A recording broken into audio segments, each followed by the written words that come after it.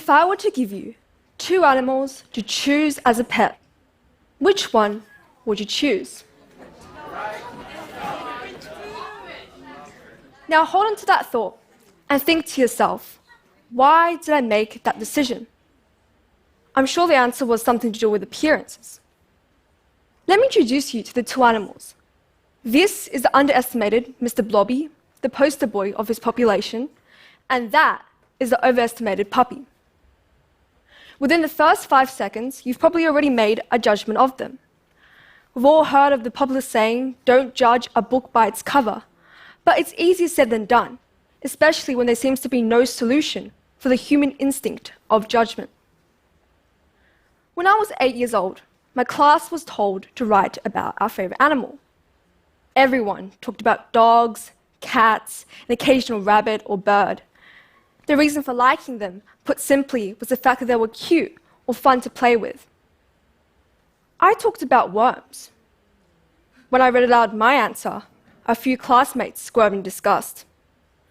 Worms were not fluffy or cute, I explained, but they were important in making the soil healthy.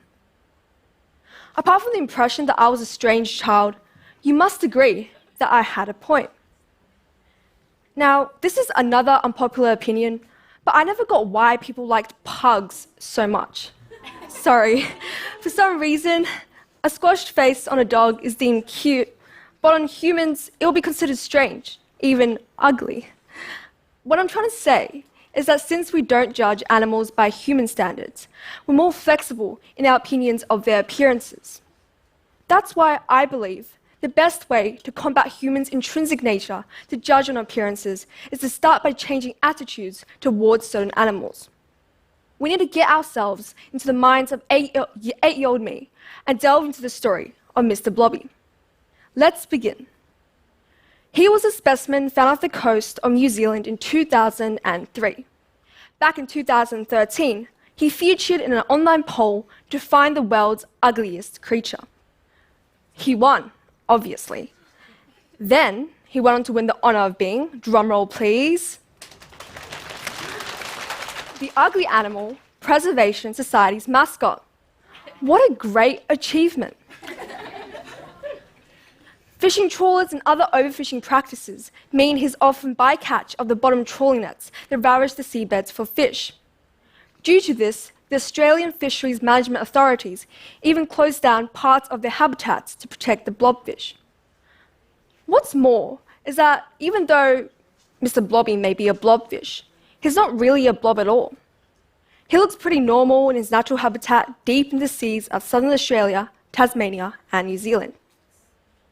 The gelatinous blobs we automatically think of when we hear blobfish are actually specimens suffering from decompression damage because they were taken out from their natural habitat. They dwell deep inside the ocean of up to, with Mr Blobby found between 1,000 to 1,350 meters beneath the waves. And their reaction to the surface is just like if we were to go to space without a spacesuit. Enter the ibis, another indigenous species of Australia. They're known for their long black beaks and annoying habits for taking rubbish from bins and your lunch. It's a bird known for its colourful nicknames: dumpster diver, flying rat, tip turkey, bin chicken, just to name a few. And despite these countless names, one thing is clear: the ibis has a bad reputation.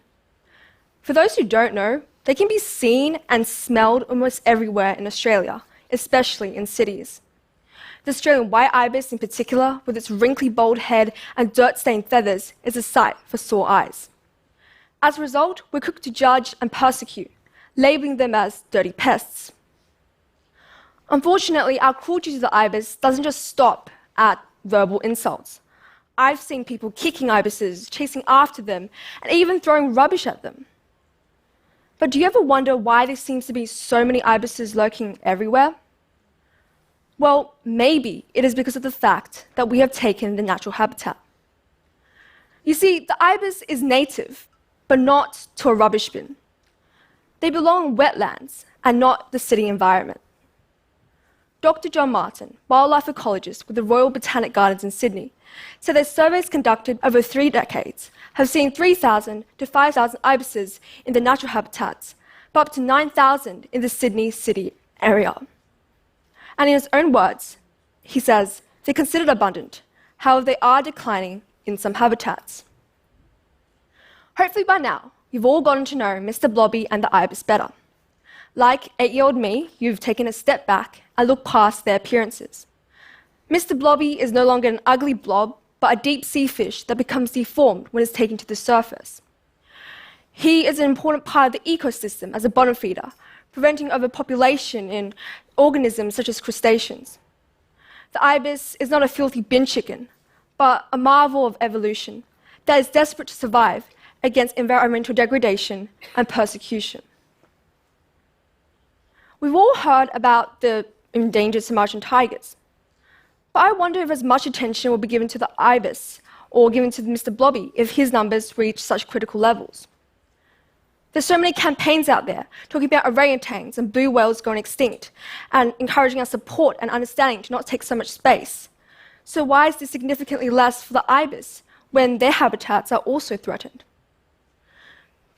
I believe the reason is of speciesism, prioritizing the livelihoods of certain species due to inherent bias. As a result, animals we care less about are dwindling in numbers. They live in harsher lifestyles that are not suited to them. Let me show you the two pictures again. What are you thinking now? Speciesism is one part of the bigger spectrum of what I call eye and head judgment. There's one major difference between the two. Eye judgment happens faster and is based on physical appearance. It's what leads to bias, discrimination, and stereotyping. Experiments conducted by Princeton psychologists Jan Willis and Alexander Todorov show that it only takes 1/10 of a second to gather a first impression of someone. On the other hand, head judgment is a more gradual process, as it requires you to think deeper and gather information over a prolonged period of time. What my 8-year-old self weirdly was able to do was to know which judgment to prioritize. It is impossible to not eye judge, but it is important to understand that two such judgments exist, and which is the fairest to base decisions. To help you out, I've come up with a 3-step solution to achieve such empathy. Step 1, identification of the eye judgment. Know that your first judgment will be an eye judgment. Step 2, go beyond the instinct. This involves doing research, asking questions, and seeking differing perspectives. Step 3, reassess. Examine how you gather information have changed your initial eye judgment, and make your head judgment. Whether you realize it or not, I've just made you do all this in the last few minutes. Step 1, I gave you the 2 pictures at the beginning. Immediately, your brain started processing which one you preferred as a pet. Step 2, I gave you some facts on Mr Blobby and the ibis, and brought light to the value of the ugly animals of the ecosystem and of their unjust treatment. Step 3, I gave you the 2 pictures again, and whilst you may still have stuck with the same answer, you did so knowing the full picture. Going against eye judgment is hard, but starting with animals, we can slowly develop a new mindset. A mindset that accepts the fact that we have preconceived notions based on appearances, but is determined to get past this and find out more about them so that we can make an informed and empathetic judgment. All native species, no matter what they look like and what they do, have value to the ecosystem and impact on our daily lives. All humans, no matter what they look like, what they do, have right to be given equal opportunity for mind judgment. In case you're wondering where Mr Blobby is now, he's happily fermenting in a jar of ethyl alcohol in the shelves of the Australian Museum.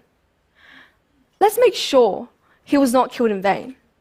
Let's make sure he no longer becomes the ultimate symbol of animal ugliness, but rather one of empathy and means for us to be more mindful of our eye judgment. 3 words, it's all it takes. Stop judging animals. Thank you.